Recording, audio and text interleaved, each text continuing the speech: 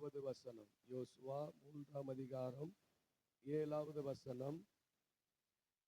கர்த்தர் யோசுவாவை நோக்கி, நான் மோசேயோடு இருந்தது போல உன்னோடும் இருக்கிறேன் என்பதை இஸ்ரவேலர் எல்லாரும் அறியும்படிக்கு இன்று அவர்கள் கண்களுக்கு முன்பாக உன்னை மேன்மைப்படுத்துவேன். பரலோகத்தில் இருக்கிற எங்கள் பிதாவே, நீர் பேசுகிற தேவன், இங்கே வந்திருக்கிற பிள்ளைகள் மேன்மை உண்டாகும்படி இவர்கள் காத்திருந்த காலத்துக்கு ஒரு முற்றுப்புள்ளி வைத்து இவர்களுக்கு நீர் என்ன குறித்து வைத்தீரோ அந்த காரியம் நிறைவேறத்தக்கதாக இவர்களோடு கூட இப்பொழுது நீர் பேசுவீராக. இதை கேட்க போகிற யாவருக்குள்ளும் இந்த வசனம் எதற்காக நீர் அனுப்பினீரோ அதை செய்யும்படி, அது கிரியை செய்ய வேண்டும் என்று, பலன் தர வேண்டும் என்று உம்முடைய சமூகத்தில் ஒப்பு கொடுக்கிறோம். என்னை மறைத்து கொள்ளுங்கப்பா. என்னுடைய சத்தத்தை யார் ஒருவரும் கேளாதபடி உம்முடைய சத்தத்தை இவர்கள் கேட்கட்டும். ஆண்டவரே, இவர்களுக்குள் அது விருத்தி அடைந்து சீசனுடைய தொகை பெறுவர். இவர்களோடு கூட இடைப்படுவாராக, பேசுவார். உம்முடைய சமூகத்தில் ஒப்பு கொடுக்கிறோம். இயேசுவின் நாமத்தில் ஜெபிக்கிறோம் நல்ல பிதாவே, ஆமென். அல்லேலூயா. சொல்லுங்க, அவர்கள் கண்களுக்கு முன்பாக உன்னை மேன்மைப்படுத்துவேன். அல்லேலூயா. இந்த நாளுடைய செய்தியினுடைய தலைப்பு என்னன்னா, காத்திருந்த காலம் முடிந்து குறித்த காலம், உங்களுக்கு குறித்த அந்த வாக்குத்தத்தத்தின் காலம், அல்லது உங்களுக்கு ஆண்டவர் செய்ய நினைத்திருக்கிற காரியங்கள் நிறைவேறுகிற மாதத்துக்குள் வந்திருக்கிறோம். அல்லேலூயா. எத்தனை பேருக்கு சந்தோஷம்? அல்லேலூயா.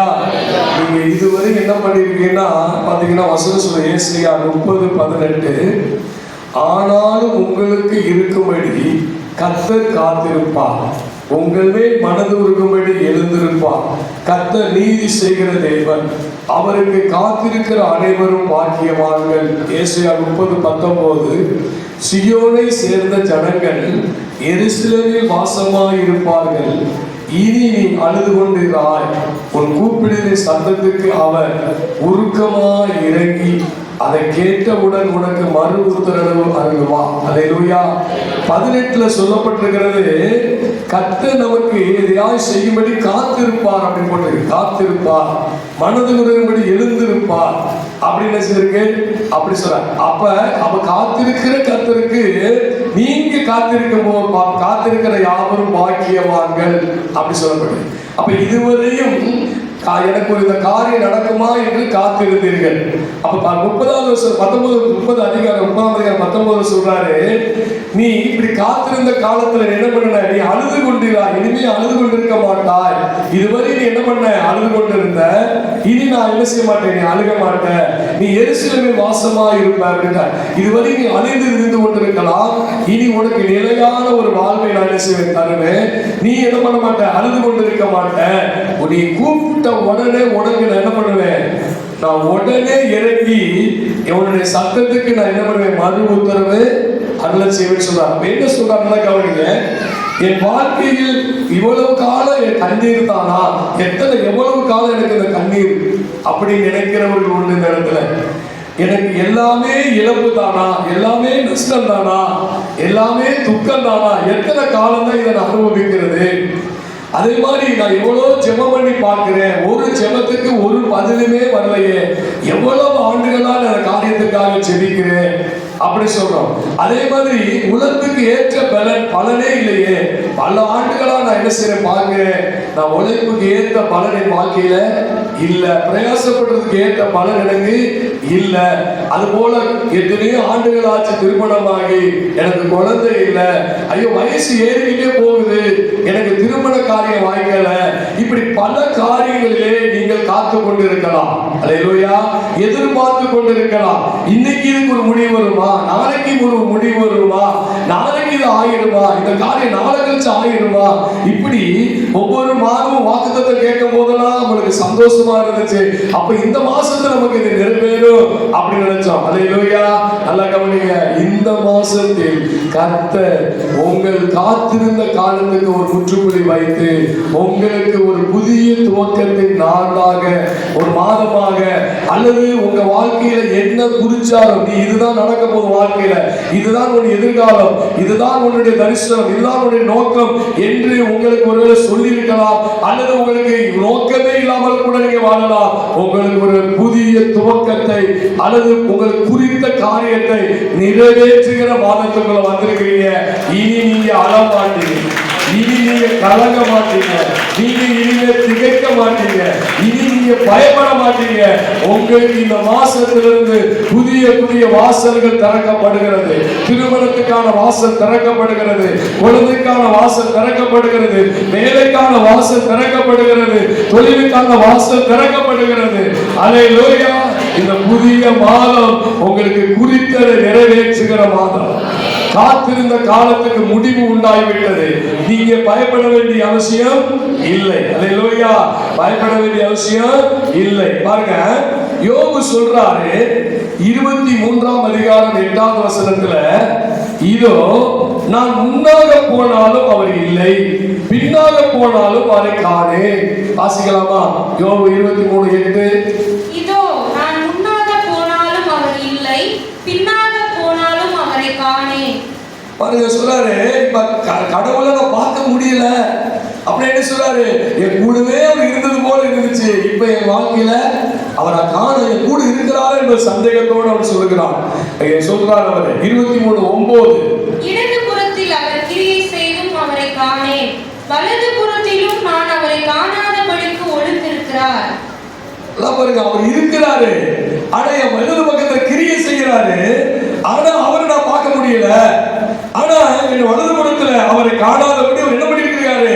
ஒளிந்திருக்கிறார். நிறைய பேருக்கு என்னை கைவிட்டாரோ, என்னை விட்டு தூரம் போயிட்டாரோ, என்னை விட்டு விலகி போயிட்டாரோ, ஐயோ ஒளிஞ்சுக்கிட்டு இருக்காரோ, இந்த யோபு போலதான் காத்திருக்கிறோம். இப்படி சொல்லி புலம்பிக்கிட்டு தான் காத்திருப்பு காலம். என்ன காலம்? காத்திருக்கிற காலம். அடுத்து பாருங்க 23:10.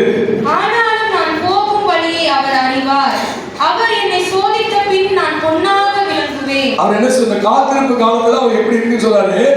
என் கூட அவர் இல்ல, அவர் என்ன செய்யறாரு? எனக்கு முன்னாலே காணா, பின்னாலே காணா. இந்த பக்கம் கிரியை செய்யறாரு, அவரை பார்க்க முடியல, இந்த பக்கம் போய் ஒளிஞ்சுக்கிட்டு இருக்காரு அப்படி சொல்லிட்டு சொல்றாரு பாருங்க. ஆனாலும் அவர் என்னை கைவிட்டு போனதுமா இருந்தாலும், என்னை அவர் ஒளிஞ்சு கொண்டு இருந்ததுமாறு இருந்தாலும் சரி, அவர் எந்த பக்கத்தை நான் பார்க்காம இருந்தாலும் சரி, அவர் சொல்றார் ஆனாலும் நான் போகும் வழியை அவர் அறிவார்.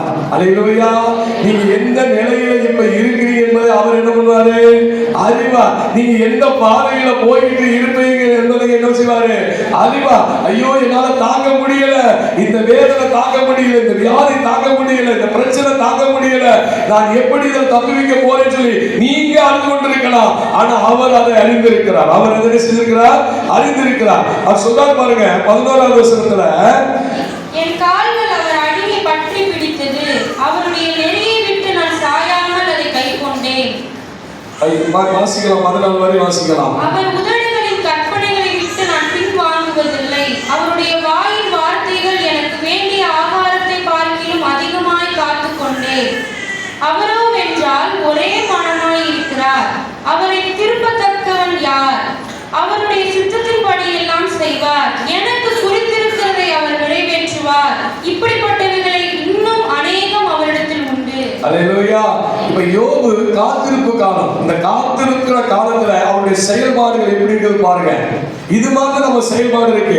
அவர் பார்த்தா வலது பக்கத்துல காணா, முன்னாடி காணா, பின்னாடி காணா, அவர் ஒளிஞ்சிட்டாரோ, இங்க இருக்காரு தெரியல அப்படி சொல்லிட்டு சொல்றாரு பாருங்க. அவர் என்னை விட்டு மறந்து போகட்டும், என்னை விட்டு தூரம் போகட்டும், என்னை விட்டு விலகி கூட அவர் போகட்டும், ஆனா நான் என்ன செய்ய தெரியுமா? என் வழி அவர் அறிஞ்சிருக்கிறாரு, நான் சோதித்த பண்பாக சொல்லி சொல்றாரு. 11 சொல்றாரு, நான் அவருடைய நெறிய விட்டு நான் சாயாமல் அதை கை கொண்டேன். பாருங்க, காத்திருப்பு காலத்துல அந்த யோபு சொல்ற வார்த்தையை பாருங்க. நான் அவரை நான் நெறிய விட்டு சாயாமல் நான் என்ன செஞ்சேன்? அதை கை கொண்டேன். அடுத்து சொல்றாரு, அவரு நான் அதிகமா தேவனுடைய வசனத்தை நான் அதிகமாய் ஆதாரத்தை பார்க்கிலும் அதிகமாய் காத்து கொண்டேன். அவர் சித்தத்தின்படியெல்லாம் எனக்கு செய்வார் அப்படி சொல்றாரு. எனக்கு குறித்ததை கண்டிப்பா அவர் என்ன பண்ணுவாரு? நிறைவாற்றுவார். அவர் எப்படி தன்னுடைய அந்த வேதனையான நேரத்துல, தன்னுடைய துன்பமான நேரத்துல, சோதனையான நேரத்துல எப்படி அவர் அவருடைய வார்த்தையை வைத்து தேற்றிக் கொள்கிறார். அவர் வார்த்தையை வைத்தே தன்னை ஆறுதல் படுத்திக் கொள்கிறார். அன்பான தேவஜனமே, நல்லா கவனிங்க. நீங்கள் நானும் காத்திருக்கிற காலம் ஒருவேளை போராட்டம் நிறைந்ததா இருக்கலாம், வேதனை நிறைந்ததா இருக்கலாம், கண்ணீர் நிறைந்ததா இருக்கலாம், ஐயோ ஒருவேளை சாப்பாட்டு கூட கஷ்டப்படுகிற நிலைமையில இருக்கலாம், அல்லது ஒரு காரியத்தை செய்ய முடியாதபடி உங்களுக்கு அது ஒரு தடையாக கூட இருக்கலாம். ஆனா நல்லா நீங்க புரிந்து கொள்ள வேண்டும், தேவனுடைய வார்த்தை அதிகமாக சுவைத்தீர்கள் என்றால், ருசி பார்த்தீர்கள் என்றால், சொல்ல பாருங்க, எனக்கு குறிச்சதை நான் சாக போறதில்லை, இந்த வியாதி இந்த சிறையிருப்பு என்னை ஒன்றும் செய்ய போவதில்லை, எனக்கு அவர் ஒன்று குறித்து வைத்திருக்கிறார், அது கண்டிப்பா நிறைவேறும் சொல்றாரு. காத்திருப்பு காலத்தில் சொல்றாரு, சொல்லிட்டு சொல்றாரு 42:2 தேவன் கேள்வி பதில் சொல்றாரு, தேவனே சகலத்தை செய்ய வல்லவர், அவர் நீ செய்ய நினைத்தது ஒன்று தடைபடாது. கிட்டத்தட்ட 41 அதிகாரம் அவன் காத்திருப்பு காலமாக இருந்தது. அல்லேலூயா. பயங்கர வேதனையான காலம், அழுகிற காலம், பரியாசம் பண்ணுகிற காலம். அந்த நாள்ல பரியாசங்கள் இருந்தது, கேவலம் அசிங்கம் இருந்தது, அவமானம் இருந்தது, நிந்தை இருந்தது, வேதனை இருந்தது, தாங்க முடியாத உபத்திரவம். ஆனாலும் அதன் மத்தியில பாருங்க, காத்திருந்த காலத்துல தேவனுக்கு விரோதமா என்ன பண்ணல, முறுமுறுக்கல. அங்க சொல்ல பாருங்க, தேவரே நீ சகலத்தை செய்ய வல்லவர், நீ செய்ய நினைத்து ஒருபோதும் தடைபடாது. யோபு 42:10 சொல்லுது, யோபு தன் சரீரத்துக்காக வேண்டுதல் செய்த போது கர்த்தர் அவர் சரீரத்தை மாற்றினார். யோபுக்கு முன்பிருந்த எல்லாவற்றை பார்க்கிலும் இரட்டத்தடையாய் கர்த்தர் அவனுக்கு தந்தருளினார். அல்லேலூயா. நல்ல கவனிங்க, அவனுடைய காலம், காத்திருப்பு காலம் எப்படி இருந்தது அப்படின்னு பாத்தீங்கன்னா, வியாதி. காத்திருப்பு காலம் எப்படி இருந்தது? உபத்திரவம். காத்திருப்பு காலம் எப்படி இருந்தது? அவனுக்கு படுக்கை சாம்பல். காத்திருப்பு காலம் அவனுக்கு எப்படி இருந்தது? நண்பர்களால பரிகாசம் பண்ணப்பட்டான். காத்திருப்பு காலம் எப்படி இருந்தது? அவனால தாங்க முடியாத வலி, நிச்சரை இல்லை. அவன் காத்திருப்பு காலம் அப்படிதான் இருந்துச்சு. அன்பான தேவஜனமே, உங்களுடைய காத்திருப்பு காலமாய் ஒரு வியாதி காலத்தில் நீங்க கடந்து போகலாம், பிரச்சனை காலத்தில் நீங்க கடந்து போகலாம், வேதனை காலத்தில் நீங்க கடந்து போகலாம், அவமான காலத்தில் நீங்க கடந்து போகலாம், அல்லது உங்களை பார்த்து அநேக பரியாசம் பண்ணுகிறவர்களாக இருப்பார்கள். ஆனால் அவர்களுக்கு முன்பாகவே நல்லா கவனிங்க, அங்கே சொல்லப்பட்டிருக்கிறது, அவனுடைய வியாதி நீங்கினது, இரட்டிப்பான பலன் அவனுடைய சரீரத்தில் வந்தது. அவனுடைய குழந்தைகள் இல்லாமல் போனார்கள், எல்லாவற்றையும் இழந்தான், இழந்தது போல இரட்டிப்பாய் வந்தது. நல்ல கவனிய, சிறையிருப்பு மாறினது மாற்றினார் என்று போட்டு முன்பு இருந்த எல்லாவற்றை பார்க்க போட்டிருக்கு. அவன் முன்னாடி எப்படி இருந்தாலும் அதை விட 2 மடங்கு எதையெல்லாம் இழந்தானோ அவை எல்லாம் திரும்ப வந்தது. அவனுக்கு குறித்தது நிறைவேற்றப்பட்டது. அல்லேலூயா. அவன் காத்திருந்த காலத்துக்கு முற்றுப்புள்ளி வைத்து தேவன் அவனுக்கு இரட்டிப்பான நன்மையை தந்தார். உங்களுக்கு அது மாதிரி தருவார். அப்போ சில பேருக்கு எது திரும்ப பிரச்சனையா இருக்கு, சில பேருக்கு நிறைய கடன் பாரம் பிரச்சனையா இருக்கு, சில பேருக்கு எது பிரச்சனையா இருக்கு, குழந்தை இல்ல, பல வருஷம் ஆச்சு, 4 பேர் 4 மாதிரி சொல்றாங்க. இப்படி சொல்றீங்க, இப்ப நல்லா கவனிங்க, அவங்களுக்குலாம் பதில் வருது பாருங்க. யோசுவா 23:7 மறுபடியும் வருவோம். அவர் சொல்றாரு, அவர்கள் கண்களுக்கு முன்பாய் உன்னை மேன்மைப்படுத்துவேன். எவர்களுடைய கண்களுக்கு முன்பாய்? மேன்மைப்படுத்துவேன் சொல்லல, வெறும் மேன்மைப்படுத்துவேன், உன்னை உயர்த்துவேன் அப்படி அவர் சொல்லல. அவர் என்ன சொல்றாரு பாருங்க, அவர்களுடைய கண்களுக்கு முன்பாய் உன்னை நான் மேன்மைப்படுத்துவேன். எவர்களுடைய கண்களுக்கு முன்பாய்? நல்லா கவனிங்க, மோசேக்கு விரோதமாய் இருந்த ஜனம் யாருடைய கண்ணுக்கு முன்பாய்?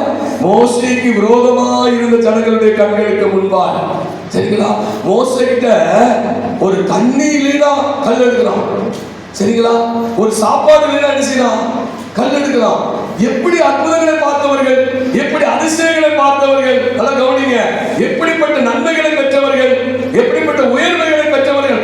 அவர்களுக்கு பார்த்தீங்கன்னா மேக சன்மம், அக்னி சன்மம், இதெல்லாம் நினைச்சு கூட பார்க்க. நம்மளாம் கண்ணுல பார்த்தா விட நாளா ஏசப்பா நினைச்ச மாட்டேன். கண்ணால பார்த்து, இந்த 2 கண்ணாலே பார்க்கறாங்க. எல்லாத்தையும் பார்த்தாலும் தண்ணிக்கு அப்பமான தண்ணிக்கு, இன்னைக்கு நம்மளும் அப்படித்தான் நிறைய அற்புதத்தை நம்ம பார்த்துருப்போம். ஆனா விசுவாசம் எதுவும் இருக்காது, சோறு சாப்பிடுறது இருக்காது. இந்த சோறை தருவாரு, இந்த கறியை தருவாரு, இந்த காரியத்தை செய்வாரு, என்ன செய்யாது? மனசு இல்லை, அந்த விசுவாசமே இல்லை. நல்லா கவனிங்க, நம்ம அங்க சொல்றாரு, உமக்கு விரோதமாக இருக்கிற ஜனம், மோசேக்கு விரோதமாக விரோதமாக இருந்த ஜனத்துக்கு அதை சொல்றார் மோசையோடு இருந்தது போலவே உன் கூட இருக்கு அப்படின்னா. ஏன் சொல்றாரு? மோசையோடு இருந்த ஜனத்தை யாரோட இருக்குது? இப்ப யோசுவாவோடு இருக்கிறாங்க. ஐயா, உங்க கூட இருக்கிற ஜனங்கள் பதிகளா உங்களுக்கு விரோதமா எழுப்பிக்கிட்டே இருக்கலாம், உங்க வாழ்க்கையில முன்னேற விடாம தடுத்துக்கிட்டே இருக்கலாம், அல்லது உங்களை காலமாறுகிற காரியங்களை செய்துகிட்டே இருக்கலாம்.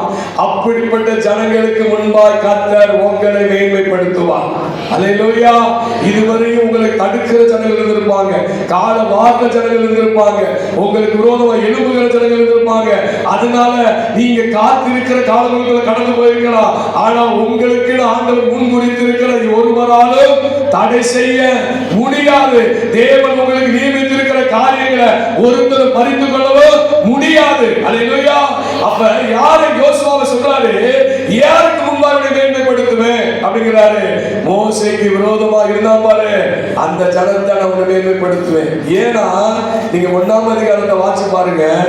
1ஆம் அதிகாரத்தை நீங்க வாசி பார்த்தீங்கன்னா சொல்றாரு 5ஆம் வசனத்துல, நீ உயிரோடு இருக்கும் நாளெல்லாம் ஒருவனும் உனக்கு முன்பாக எதிர்த்து நிற்பதில்லை, நான் மோசையோடு இருந்தது போலவே உன்னோடு இருப்பேன், நான் உன்னை விட்டு விலகுவதிலே உன்னை. ஏன் இந்த வார்த்தை சொல்றாரு? இந்த கலகக்கார கூட்டம் இந்த ஜனத்தை பற்றி இந்த மோசை என்னென்ன பாடுபட்டா, இப்படி மோசம் போய் அவரே அவ்வளவு அற்புதங்களை செய்தவர், அதிசயங்களை செய்தவர். நான் ஒரு மோசைக்கு பின்னாடி ஒரு ஊழியக்காரன், நான் மோசையுடைய கர்த்தருடைய ஊழியக்காரன் கூட கிடையாது, நான் மோசையுடைய ஊழியக்காரனாக இருந்தேன். எனக்கு எப்படி இவர்கள் பயப்படுவார்கள், இவர்கள் எனக்கு முன் இவர்கள் எப்படி என்னை நடத்த போறார்கள் அப்படின்னு பயந்து இருக்கிறான். அதனால சொன்னாரு, மோசைக்கு முன்னாடி எழுந்தாங்க, ஆனா உனக்கு முன்னா ஒருத்தர் நினைச்ச மாட்டேன், எழும்ப மாட்டேன். இனிமே நீங்க உங்களுக்கு முன்பா எழும்புகிற ஜனத்தை நீங்கள் காணாது இருப்பீர்கள். அல்லேலூயா. நீங்கள் தேடியும் காணாது இருப்பீர்கள். உங்களுக்கு விரோதமா எழுந்திருக்கா பாருங்க, இல்லாத பொருளா சொல்லி தூத்திக்கிட்டே தர்றாங்க பாருங்க, அவங்களை நீங்க தேடியும் காணாது இருப்பீர்கள். அல்லேலூயா. தேடி என்ன செய்வீங்க? காணாது இருப்பீர்கள். அடுத்து சொல்றாரு பாருங்களேன், யோசுவா 1:6 சொல்றாரு, பலம் கொண்டு திடமனதா இரு அப்படின்றார். அப்ப என்ன செய்யறாரு யோசுவாவுக்கு? என்ன அர்த்தம்? என்ன நிலைமையில இருக்கிறாரு? பயம். அவங்க ஆட்கள் என்னது? பயம். பாருங்க, யோசுவா காத்திருந்த காலத்தை விட்டுட்டு இப்ப குறித்த காலத்துக்கு நேரம் வந்துட்டாரு. ஆனாலும் அவருக்கு ஒரு பயம். அதனால பாருங்க, தேவன் அவரை கொண்டு பலத்தை கொண்டு தேற்றுகிறார், தைரியப்படுத்துகிறார். யோசுவா 1:6 சொல்றார், பலம் கொண்டு திடமனதா இரு. 1:7 சொல்லுது பாருங்க, என் தாசனாகிய மோசே உனக்கு கற்பித்த நியாய பிரமாணத்தின் படியெல்லாம் செய்ய கவனமாக இருக்கும் மாத்திரம் மிகவும் பலம் கொண்டு திடமனதா. இங்கேயும் சொல்றாரு பாருங்க, எத்தனை தடவை சொல்றாரு பாருங்க. அப்ப எவ்வளவு பயம் இருப்பான் கொஞ்சம் சிந்திச்சு பாருங்க, எவ்வளவு பயம் உனக்கு நடந்திருக்கு. பலம் கொண்டு திடமனதா சொல்றாரு, நீ போகும் இடமெல்லாம் புத்திமானாய் நடந்து கொள்ளும்படி அதை விட்டு வலது விலகாது இருப்பாயா. 9ஆம் வசனம் சொல்றாரு பாருங்க, 9ல பலம் கொண்டு திடமனதா இரு, திகையாதே கலங்காதே. பயம் இருக்கு. இப்ப அடுத்து பயம் வந்தது மட்டும் கலக்கம் வந்துருச்சு. அவனுக்கு என்ன வந்துருச்சு? கலக்கம் வந்துருச்சு. அடுத்து யோசுவா 1:18 பாருங்க, அந்த ஜனங்களே சொல்றாங்க பாருங்க, தேவன் சொல்லி அவனுக்கு தைரியம் இல்ல, தேவன் சொல்லி என்ன தைரியம் இல்ல. இப்ப ஜனங்களே சொல்றாங்க பாருங்களேன், நீ எங்களுக்கு கட்டளையிடும் சகல காரியத்திலும் உம்முடைய சொல்லை கேளாமல் உம்முடைய வாக்குக்கு முரட்டாட்டம் பண்ணுகிற வெறும் எவனு கொலை செய்யப்படுவான், பலம் கொண்டு திடமனதாய் மாத்திரம் இரு என்றார்கள். யார் சொல்றது? இந்த முரட்டாட்டம்ல ஜனமே சொல்லுது. நீ பயப்படாத, எங்களுக்கு என்ன செய்யாத, உங்களை கண்டு சொல்லுவாங்க, உங்களை பயமுறுத்துற ஜனங்கள்லாம் சொல்லுவாங்க, நீ ஏன் பயப்படுற, நான் உனக்கு துணையா வருவேன், நான் உனக்கு கூட செய்வேன் வருவேன். உங்களுக்கு எதிராளிகள் உன் சார்பிலே வர செய்கிற தேவன். நம்முடைய எதிராளிகள் எல்லாம் என்ன செய்வாங்க? நம்ம சார்பில் வர செய்கிற தேவன். அல்லேலூயா. அப்ப நல்ல கவனித்துக் கொள்ளுங்கள். இந்த நாளில் நீங்க கவனிக்க வேண்டியது பாருங்க, மோசேக்கு யாருக்கு முன்னாடி நம்மளை மேன்மைப்படுத்துவாரா? உங்கள் குறித்த காரியத்தை நிறைவேற்ற போறாரா? உங்கள் குறித்த காரியத்தை நிறைவேற முடியாதபடி இருந்த தடையா இருந்த யாருன்னா சில மனுஷனுடைய வார்த்தைகள், சில மனுஷனுடைய நம்மளை வேதனைப்படுத்துற காரியங்கள். இன்னைக்கு எனக்கு விசுவாசம், இப்ப எனக்கு குழந்தை இல்லை, குழந்தை இல்லாமல் இருக்கும்போது எனக்கு என்ன செய்யறாங்க? சில பேர் விரோதமாய் பேசுகிறார்கள், பரிகாசமாய் பேசுகிறார்கள். இப்படி பேசும்போது என் மனவழிவாகிறது, நான் விசுவாசத்தை இழந்து விடுகிறேன். விசுவாசத்தை செய்யறேன் இழந்து விட. மனித வார்த்தை உங்களை ஒன்றும் செய்ய முடியாது. மனுஷனுடைய செயல்கள் உங்களை தடுத்து நிறுத்த முடியாது. ஏன்னா தேவன் உங்களுக்கு கொடுக்க நினைச்சத, உங்களுக்கு செய்ய நினைச்சத ஒருத்தரும் தடை செய்ய முடியாது. எந்த மனுஷனும் செய்ய முடியாது, தடை செய்ய முடியாது. அப்ப யாருக்கு முன்பாக முதலாவது மேன்மைப்படுத்துகிறார்? உங்களுக்கு விரோதமாக இருக்கிற ஜனங்களுக்கு முன்பாக. இரண்டாவது பாருங்க, மோசேயை கொலை செய்ய பார்த்தாங்க. கொலை செய்ய, உங்களை அழிக்கணும் சொல்லி பில்லி சூனியம் செய்யலாம், மந்திரவாதம் செய்யலாம், அல்லது உங்களுக்கு விரோதமா பல காரியங்கள் செய்து உங்களை இல்லாமல் போக பண்ண மாதிரி முயற்சி பண்ணலாம். அந்த ஜனத்துக்கு முன்பாய் உங்களை மேன்மையாய் வைப்பார். அல்லேலூயா. அந்த ஜனங்களுக்கு முன்னாடி உங்களை மேன்மையாய் வைப்பார். மூன்றாவது யாருக்கு முன்னாடினா, பரியாசம் பண்ணுகிற ஜனங்களுக்கு முன்பாக. மோசே காது காணவங்க சில சமயத்தில் பார்க்கிற மோசையவே பரியாசம் பண்ணுவாங்க. சரிங்களா? சில கூட்டம் என்ன செய்யுது, எழுப்பி பரியாசம் பண்ணுது, விரோதம் பண்ணுது, கேலி பண்ணுது, எல்லாம் பேசுது. பரியாசம் பண்ணுகிற ஜனங்களுக்கு முன்பாக உங்களை மேன்மைப்படுத்துவார். அடுத்து யாருக்கு முன்பாக? போராமைப்படுகிற ஜனங்களுக்கு முன்பாக உங்களை மேன்மைப்படுத்துவார். அல்லேலூயா. போராமைப்படுகிற ஜனத்துக்கு முன்னாடி பேசுவாரு. மொத்தத்துக்கு பாத்தீங்கன்னா வணங்கா கருத்து உள்ள ஜனங்களுக்கு முன்பாக உங்களை மேன்மைப்படுத்துவார். அல்லேலூயா. அப்ப யோசுவா இதுவரை காத்திருந்த காலம் இப்ப எந்த காலத்துக்கு வந்தாரு? மோசே இறந்துட்டாரு. இப்ப யோசுவா எந்த காலத்துக்கு வந்தாரு? அவருக்கு குறித்திருக்கிற அந்த மோசேயுடைய தரிசனத்தை முடிவில் நிறைவேற்றக்கூடிய சாணத்தை வந்து உட்கார்ந்துட்டு பயந்து கவலைப்பட்டுக்கிட்டு இருக்காரு. சரிங்களா? என்ன ஆகுமோ ஏது ஆகுமோ, இந்த ஜனங்கள் என்ன பண்ண போறாங்களோ தெரியல. அப்படி கலங்கிக்கிட்டு இருந்தாங்க. யோசுவா இருந்தாரு. ஆனால் அதன் மத்தியில தேவன் சொல்றாரு, இவர்களுக்கு முன்பாக உன்னை நான் மேன்மைப்படுத்த போறேன் அப்படின்னு சொல்லிட்டு முதல் மோசைக்கு செஞ்சது மாதிரியே உன்னை செய்யறார்.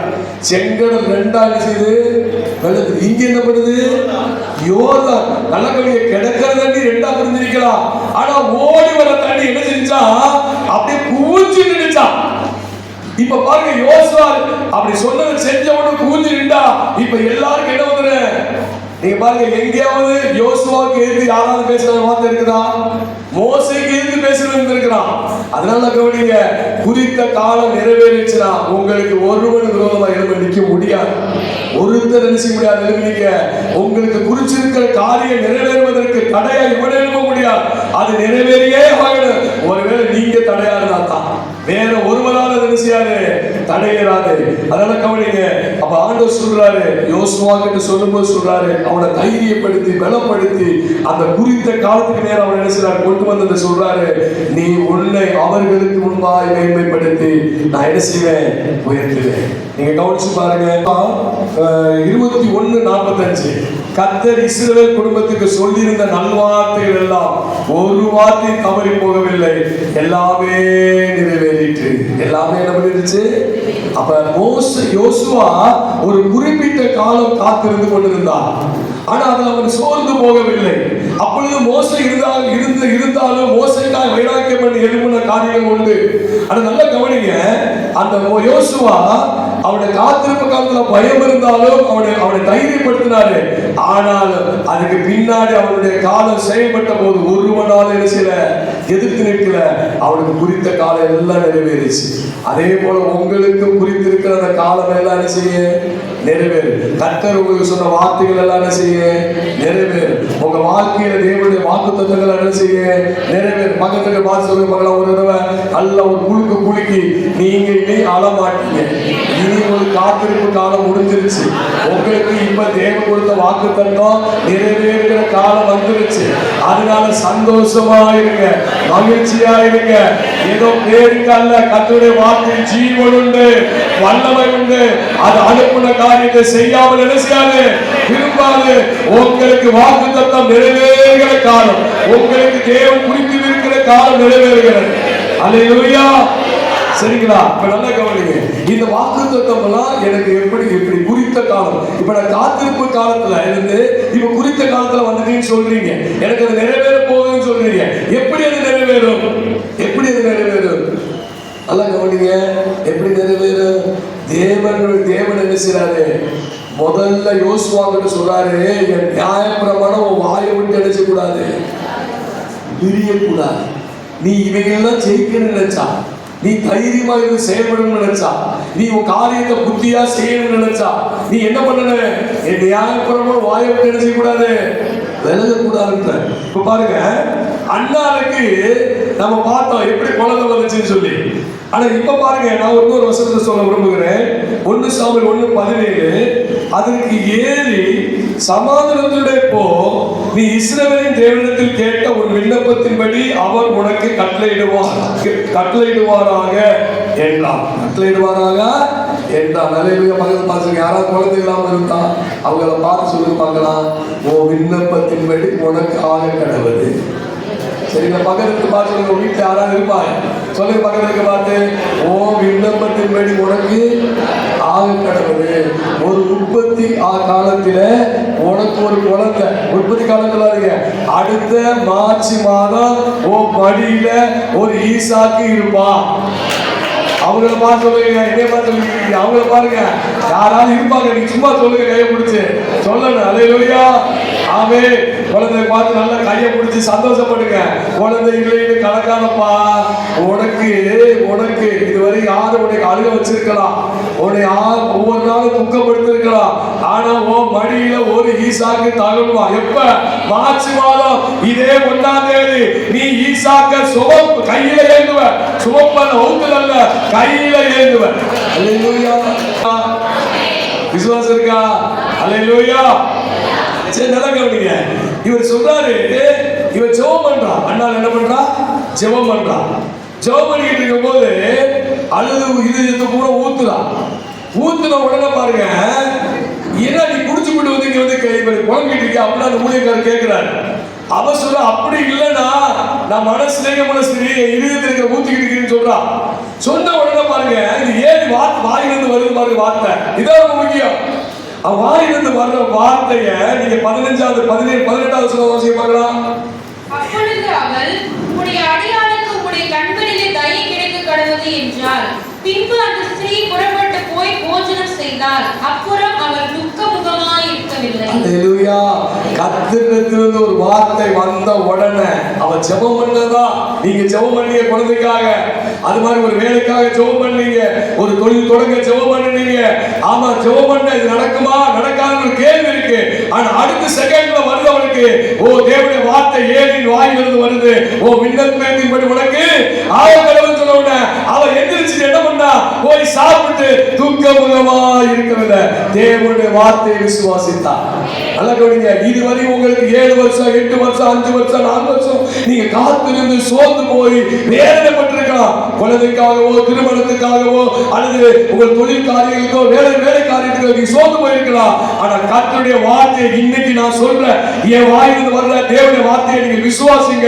உங்க வாழ்க்கையில உங்களுக்கு முன் குறித்தது நிறைவேறும். அவர் உங்களுக்கு ஆரம்பம், உங்களுக்கு அற்பமாய் உங்க முடிவை சம்பூர்ணமாய் பண்ணுகிற அந்த சம்பூரணத்துக்கு நான் நடத்துகிற ஒரு நாட்களுக்கு நேராக நீங்கள் வந்திருக்கிறீர்கள். அல்லேலூயா. அண்ணாளுடைய வார்த்தையை நம்புறா. யோசுவா கிட்ட ஆலோசனை சொல்லும்போது சொல்றாரு, நீ யார் பலமான வார்த்தை உன் வாயை விட்டு பிரியாது இருப்பதாக. அப்ப நல்லா கவனித்துக் கொள்ளுங்கள். அடுத்து பாருங்க, ரோமர் 4ஆம் அதிகாரம் 17 இருந்து 23 வரை வாசிப்போம். அநேக ஜாதிகளுக்கு உன்னை தகப்பனாக ஏற்படுத்தினேன் என்று எழுதியிருக்கிறபடி அவன் தான் விசுவாசித்தவருமாய் மரித்தோரை உயிர்ப்பித்து இல்லாதவைகளை இருக்கிறவைகள் போல் அழைக்கிறவருமாய் இருக்கிற தேவனுக்கு முன்பாக நாம் எல்லாருக்கும் தகப்பனானான். உன் சந்ததி இவ்வளவா இருக்கும் என்று சொல்லப்பட்டபடியே தான் அநேக ஜாதிகளுக்கு தகப்பனாவது நம்புகிறதற்கு ஏதுமில்லாமல் இருந்தும் அதை நம்பிக்கையோடு விசுவாசித்தான். அவன் விசுவாசத்திலே பலவீனமாய் இருக்கவில்லை. அவன் ஏறக்குறைய 100 வயது உள்ளவனாய் இருக்கும் போது தன் சரீரம் செத்து போனதையும் சாராளுடைய கர்ப்பம் செத்து போனதையும் எண்ணாதிருந்தான். தேவனுடைய வாக்குத்தத்தத்தை குறித்து அவன் அவிசுவாசமாய் சந்தேகப்படாமல் தேவன் வாக்குத்தத்தம் பண்ணினதை நிறைவேற்ற வல்லவராய் இருக்கிறார் என்று முழு நிச்சயமாய் நம்பி தேவனை மகிமைப்படுத்தி விசுவாசத்தில் வல்லவனானான். ஆகையால் அது அவனுக்கு நீதியாக எண்ணப்பட்டது. அல்லேலூயா. நல்லா கவனிங்க. நான் இப்ப என்ன உங்கள்கிட்ட பேசிக்கொண்டிருக்கேன், தேவன் உங்களோட பேசிக்கொண்டிருக்கிறான்னா, ஒரு காத்திருப்பு காலத்திலிருந்து உங்களுக்கு முற்றுப்புள்ளி வைத்து ஒரு உங்களுக்கு முன்குறித்திருக்கிற இருக்கிற அந்த ஆசீர்வாதமான காலங்களுக்கு நேராய், அந்த நன்மையான காலங்களுக்கு நேராய், அல்லது ஒரு தேவ சந்ததியை கண்டடைகிற நாட்களுக்கு நேராய் உங்களை நடத்த போகிற மாதத்துக்குள் வந்திருக்கிறீங்க. அதைத்தான் நான் உங்களுக்கு சொல்லிக்கிட்டு இருக்கிறேன். இப்ப காத்திருப்பு காலம் முடிஞ்சிருச்சு அப்படின்னு நீங்க விசுவாசிக்கிறீங்களா? விசுவாசிக்கிறீங்களா? அப்ப உங்களுக்கு குறித்த காலம் துவங்கி விட்டு விசுவாசிக்கிறீங்களா? நல்லா கவனிங்க. இப்ப இந்த குறித்த காலத்துல எனக்கு நிறைவேற்ற வேண்டும் என்றா, எனக்கு காத்திருப்பு காலம் முடிஞ்சு போச்சு, இப்ப எனக்கு குறித்த காலம் வந்துருச்சு. இப்ப இந்த நாட்களில் நீங்க என்ன செய்ய வேண்டும் என்பதை நான் சொல்லிட்டு இருக்கிறேன். என்ன செய்ய வேண்டும் என்று உங்களுக்கு என்ன யோசுவா கிட்ட ஆலோசனை சொல்றாரு. அவருடைய வார்த்தை ஒரு வாயை விட்டு என்ன செய்யக்கூடாது, பிரியக்கூடாது சொல்றாரு. அப்ப குறித்த காலம் நிறைவேற வேண்டும் என்றால் தேவனுடைய வார்த்தை உங்க வாயிலிருந்து என்ன செய்கிறீங்க, புறப்பட்டு கொண்டே இருக்கணும். இரண்டாவது, அண்ணால் அந்த ஏழையுடைய வார்த்தையை அப்படியே விசுவாசித்து கடந்து போகிறார். அப்பொழுது அவருடைய ஆண் குழந்தையோடு திரும்ப அந்த ஆலயத்துக்கு என்ன செய்யறார், வருகிறார். அப்ப தேவனுடைய வார்த்தை மேல் விசுவாசம் வைக்க வேண்டும். இப்ப ஆபிரகாம் கிட்ட பார்க்கிறோம். தேவன் பாருங்க, ஆபிரகாமை 75வது வயசுல அவர் அழைக்கிறார். எத்தனை வயசுல அழைக்கிறார் ஆபிரகாம? 75ல அவர் அழைக்கிறார். 75 வயசுல வந்தவர் இடையில சில காரியங்களை மனுஷனுடைய வார்த்தையை நம்பி இஸ்மவேல் ஒரு ஆளை எழுதிட்டாரு, ஒரு பையனை பெத்துட்டார். பெத்துட்டு அதுல இருந்து 13 வருஷம், நல்லா கவனிங்க, 86வது வயசுல இஸ்மவேல் பிறக்கிறார். ஆனா திரும்ப 99வது வயசுல மறுபடியும் பேசுறார், 17:1 பேசுறார். அப்ப நல்லா கவனிங்க, இடைப்பட்ட காலத்துல 13 வருஷம் கர்த்தருடைய சத்தத்தை கேட்கவில்லை ஆபிரகாம். கர்த்தருடைய வார்த்தை அவருக்கு உண்டாகவில்லை. காரணம் என்ன? சாராளுடைய ஆலோசனை கேட்டு மனுஷ வார்த்தையை கேட்டதுனால அவருடைய வார்த்தை இல்லாம போச்சு. ஆனால் நல்ல கவனிங்க, அந்த காத்திருப்பு காலத்துல தேவனுடைய வார்த்தை மேல அவர் விசுவாசம் உள்ளவனாய் இருந்தார். ஆபிரகாம் விசுவாசம் உள்ளவனாய் இருந்தார். எப்படி இருந்தார்னா, இல்லாத குழந்தை எனக்கு இல்ல, ஆனா இல்லாதது ஒண்ணு என்ன, ஜாதிகளுக்கு தகப்பனான்னு தேவன் சொன்னாரு, அது இருக்கிறது. அப்ப அந்த இல்லாததை என்ன செய்றார், இருக்கிறது போல அழைக்கிறார். அப்ப அடிக்கடி சொல்லணும், உங்களுக்கு இல்லாத அந்த காரியத்தை குறித்து சொல்லாதபடி உங்களுக்கு இருக்கிற தேவனுடைய வாக்குத்தத்தத்தை நாம அழைக்கணும். இல்லாததை இருக்கிறதை உருவாக்குறதுக்கு என்ன செய்யணும், அழைக்கணும். நான் ஜாதிகளுக்கு தகப்பனாவே அந்த வார்த்தையை அவன் விசுவாசிக்கிறான். அதனால ஆபிரகாம் ஒரு ஈசாக்கை பெற்றெடுத்து இன்னைக்கு நமக்கெல்லாம் தகப்பனாக இருக்கிறார். அவர் சொல்றார் பாருங்க, ஈசாக்கு ஒரு பிள்ளை, ஆனா நமக்கெல்லாம் தகப்பனானான்னு போட்டுருக்க. அப்ப என்ன சொல்றாரு, அந்த ஆபிரகாமுக்கு வாக்குத்தத்தம் பண்ணப்பட்ட அந்த ஈசாக்கு மூலம் ஒரு இயேசு பிறந்தா. அந்த இயேசுவை யாரெல்லாம் விசுவாசிக்கிறார்களோ அவர்களாம் ஆபிரகாமுடைய பிள்ளைகளாக இருக்கிறோம். அதனாலதான் ஆபிரகாமுடைய வாக்குத்தத்தங்களும் அவருடைய ஆசீர்வாதம் நமக்குரியதா இருக்கிறது. அது கிறிஸ்துவுக்கு ஆமென் என்று இருக்கிறது. அல்லேலூயா. அப்ப ஆபிரகாமுக்கு அந்த குறித்த ஈசாக்கு வரணும்னா அவர் வாக்குத்தத்தங்கள் மேல தேவனுடைய வார்த்தையின் மேல விசுவாசம் உள்ளவராக இருந்தார். அல்லேலூயா.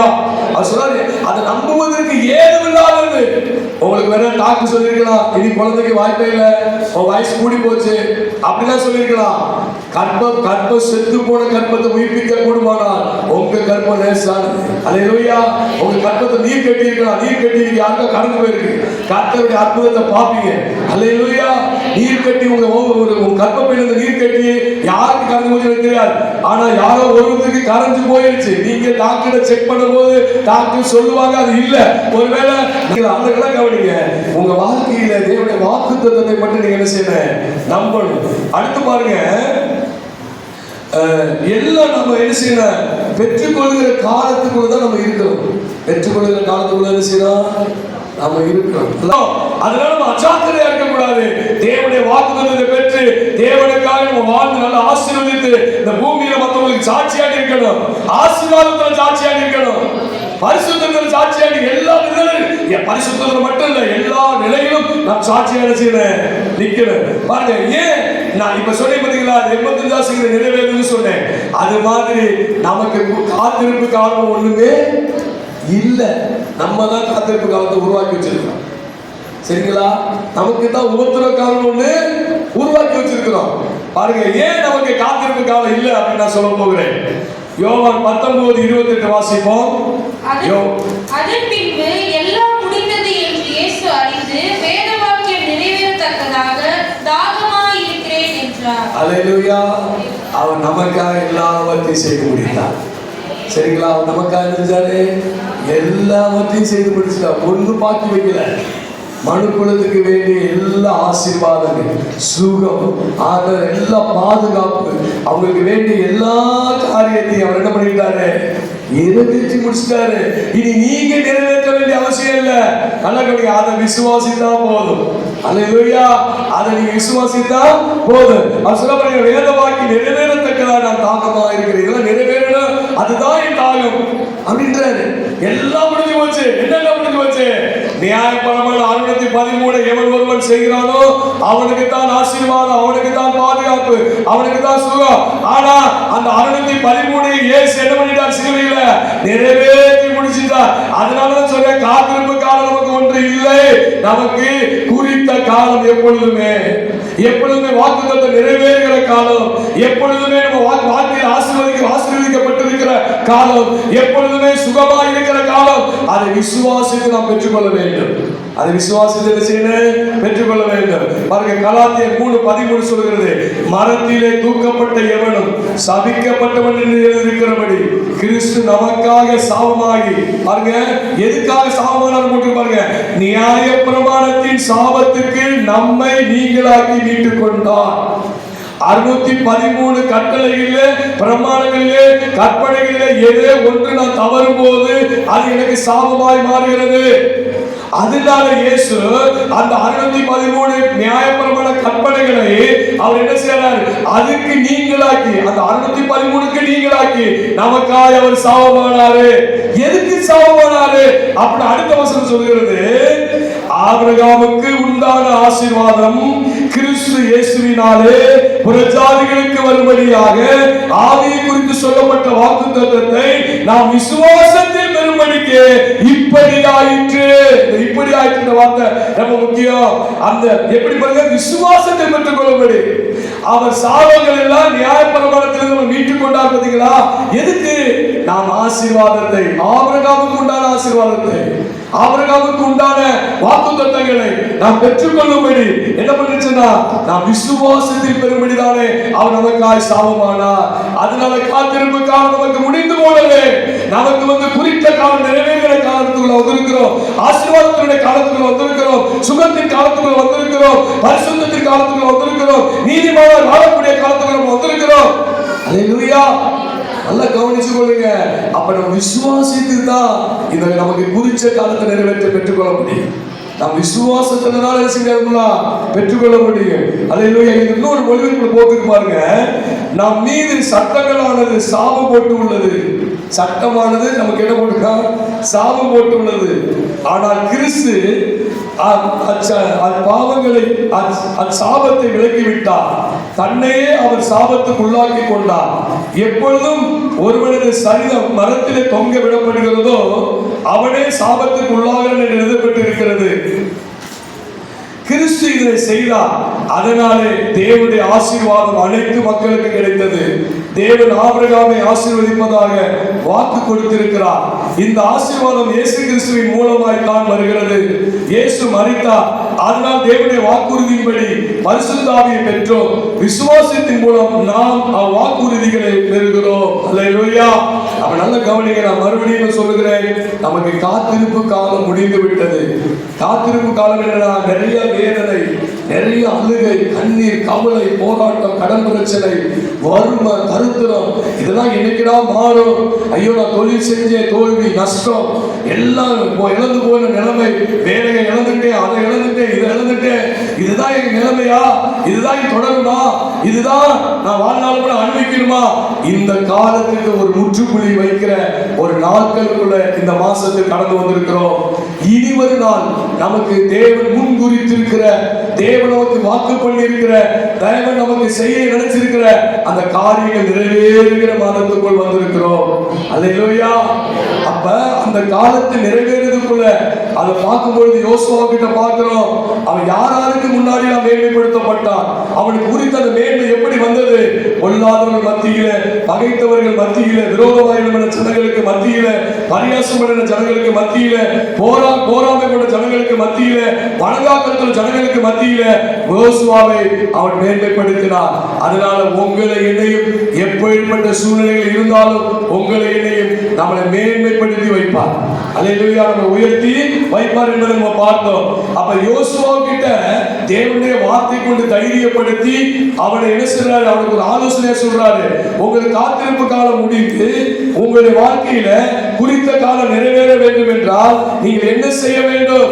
தேவ வார்த்தை மேல் விசுவாசம் வைக்க வேண்டும். உங்க வாயிலிருந்து தேவனுடைய வார்த்தை என்ன செய்ய வேண்டும்? புறப்பட வேண்டும். இப்படி இந்த வார்த்தையை நீங்கள் உங்க வாயிலிருந்து அறிக்கை பண்ணி கொண்டு இருந்தீங்கன்னா உங்க வாழ்க்கையில இந்த குறித்த காலத்தை நீங்க சுதந்திரிக்க முடியும். இந்த குறித்திருக்கிற காலத்துல சந்தோஷமா வாழ முடியும். இந்த குறித்த காலத்துல நீங்க இழந்து போனதை ரெட்டிப்பாய் பெற்றுக்கொள்ள முடியும். நன்மையை பெற்றுக்கொள்ள முடியும். சுகத்தை பெற்றுக்கொள்ள முடியும். அல்லேலூயா. அது மாத்திரமல்ல, நம்ம பார்த்தோம், அன்னாள் அவள் குழந்தை பாக்கியம் பெற்றது தேவனுடைய வார்த்தை விசுவாசித்தபடியா. ஆபிரகாம் தேவனுடைய வாக்குத்தத்தத்தை விசுவாசித்தபடியால் சாதிகளுக்கு தகப்பனானா. அல்லேலூயா. நீங்க யோசுவாவை எடுத்துக்கொண்டீர்களா, யோசேப்பை எடுத்துக்கொண்டீர்களா, கிட்டத்தட்ட பாருங்க 17 வயசுல ஒரு அடிமையாய் போகிறான்.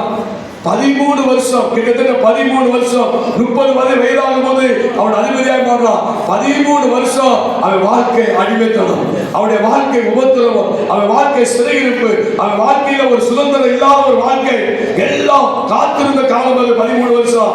ஆனா 13வது வருஷம் முடிந்த பொழுது அவனுக்கு குறித்த அந்த தரிசன காலம் தொடங்குது. அவன் உயர்த்தப்பட்டான், மேன்மைப்படுத்தப்பட்டான். காரணம் என்ன? அவன் கர்த்தரோடு இருந்தான். அல்லேலூயா. பாருங்க, என் வார்த்தை நிலைத்திருக்கிறவன் என்ன செய்றான்? நிலைத்திருக்கிறான். அப்படி தேவ வசனம் சொல்லுது.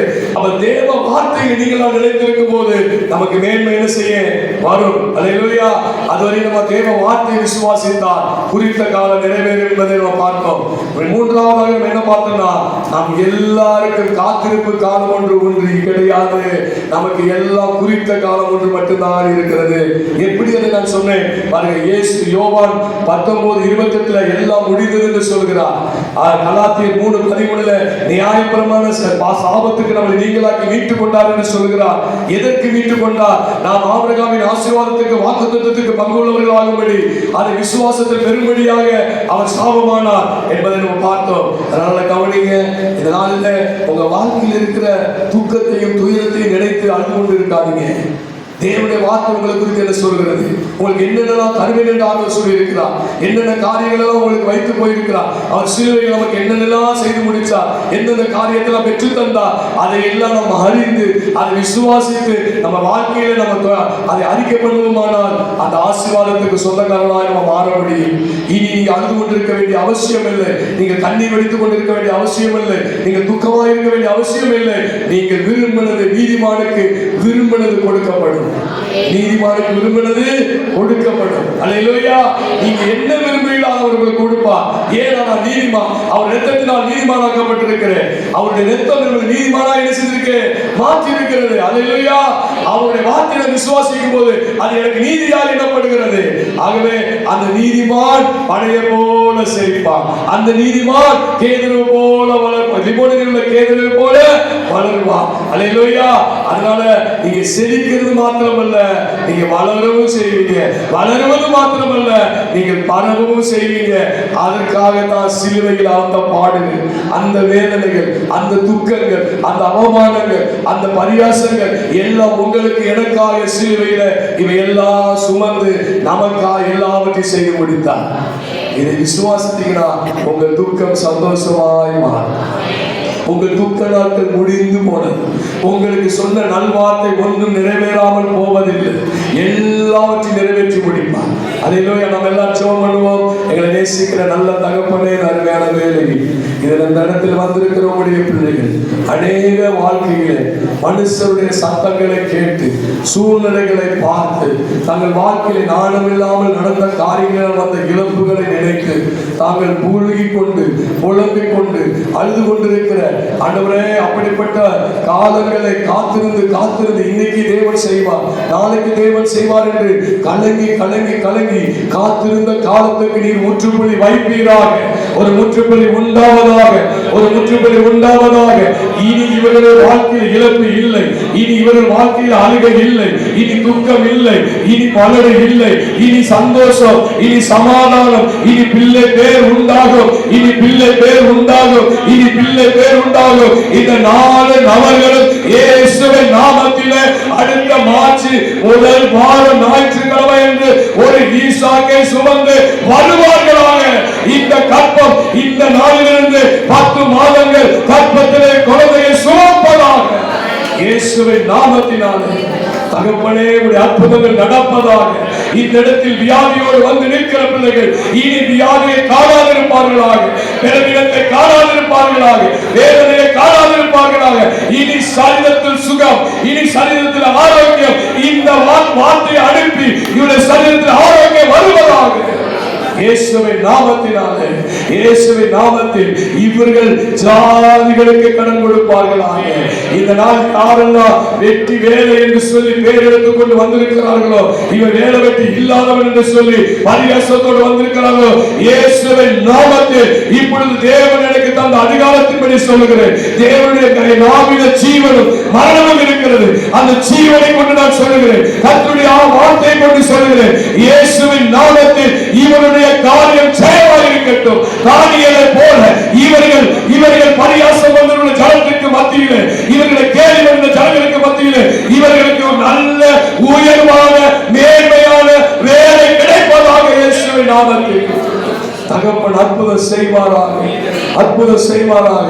நீ வேலை செஞ்சு என்ன பிரயோசனம், நீ உழைச்சு என்ன பிரயோசனம் என்று பரியாசம் பண்ணின, கேலி பண்ணின ஜனங்களுக்கு முன்பாய் தன் தொழிலில் தோல்வியோடு காணப்படுகிற, வேலையில தோல்வியோடு காணப்படுகிற அந்த பிள்ளைகளுடைய வாழ்க்கையில இயேசுவின் நாமத்தில் இனி வரும் நாட்களிலே கோடியாய் பெருகுவார்களாக, நேர்மை உண்டாவதாக, ஆசீர்வாதம் பெருகுவதாக, ஆசீர்வாதத்தின் மழை பொழிந்தருவதாக. தகப்பனே, நன்றியோடு நான் உங்களை ஸ்தோத்திரிக்கிறேன். இந்த இடத்தில் யாருக்கெல்லாம் நல்ல வீடு இல்லாதபடி வந்திருக்கிறார்களோ அவர்களுக்கு சொந்த இடம் வாங்கி சொந்த இடத்துல ஒரு நல்ல குடியிருக்கும்படியான நல்ல ஒரு வீடு வாசல் இயேசுவின் நாமத்தில் உண்டாவதாக, இயேசுவின் நாமத்தில். தகப்பனே, நன்றியோடு ஸ்தோத்திரிக்கிறேன். ஆண்டவரே, நான் ஆத்துமாக்களுக்காய் அழுது புலம்புகிறேன், நான் ஆத்துமாக்களுக்காய் பிரயாசப்படுகிறேன், நான் ஏதாவது தேவனுடைய ராஜ்யத்துக்காய் செய்ய விரும்புகிறேன் என்று சொல்லி தோற்று போன நிலைமையில வந்திருக்கிற வாழ்க்கையில இயேசுவின் நாமத்தில் இனி வரும் நாட்களில் மந்தை பெருகிறது போல இவருடைய ஊழியத்தின் வாழ்விலே மந்தை பெருகிறது போல ஜனங்கள் பெருகுவார்களாக, இவர்களை தேடி ஜனங்கள் வருவார்களாக, இவர்களை தேடி ராஜாக்கள் வருவார்களாக. கர்த்தர் சமுதாயத்தை மேன்மைப்படுத்தி உயர்த்துவீராக. திருமண காரியம் எனக்கு நடக்குமோ, என் வயது ஏறிக்கொண்டே போகுது என்று சொல்லி அங்கலாய்த்துக் கொண்டிருக்கிற, அல்லது திருமணத்திற்காக எனக்கு போதுமான பொருளாதாரம் இல்லை என்று ஏங்கி கலங்கி கொண்டிருக்கிற அப்படிப்பட்ட பிள்ளைகளுடைய வாழ்க்கையில இந்த மார்ச் மாதத்துல அவர்களுக்கு ஏற்ற துணை இயேசுவின் நாமத்திலே வருவதாக. ரெபெக்காளை தேடி போய் அவரை பொன்னும் பொருளும் கொடுத்து அவரை திருமணம் பண்ணி கொண்டு வந்தது போல அதுபோல ஒரு மனவாளன் இயேசுவின் நாமத்திலே வருவானாக. இவர்களுக்கு இயேசுவின் நாமத்தில் அற்புதங்கள் நடக்கட்டும், இயேசுவின் நாமத்தில். ஒவ்வொருவரையும் தேவன் ஆசீர்வதிக்கலாம். இங்க வந்திருக்கிற ஒருவருக்கு ஒரு நன்மை குறைபடாதவை எல்லாம் நிறைவாய் உண்டாயிருப்பது, இவருடைய களஞ்சியங்கள் பூரணமாய் நிரம்புவதாக. ஆண்டவரே, இவர்களுக்கு குறித்தது நிறைவேறுவதாக, இவருடைய வாக்குத்தத்தங்கள் நிறைவேறுவதாக, இவர்களுக்கு மேன்மை உண்டாயிருப்பதாக. ஒரு கரங்களில் நான் ஒப்புக் கொடுக்கிறேன். இயேசுவின் நாமத்தில் ஜெபிக்கிறோம் நல்ல பிதாவே. ஆமென்.